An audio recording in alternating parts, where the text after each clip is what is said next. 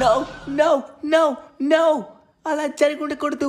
అరే ఏం జరిగిందో అర్థం కావట్లేదు. అరే ఏం జరిగిందని ఎంత టెన్షన్ అవుతున్నావు? ఎందుకు ఇందాక నుంచి అరుస్తున్నావు? ఏమైంది బెన్? అంతా సవ్యంగానే జరుగుతుందా? అరే ఏం సవ్యంగా జరుగుతుంది? ఏదో తప్పు జరిగింది. ఒక్కసారి ఆగు, నేను ఆలోచిస్తున్నాను. ఏం జరిగిందో ఒకసారి నేను చెక్ చేస్తాను. అరే నో, ఇలా జరిగి ఉండకూడదు.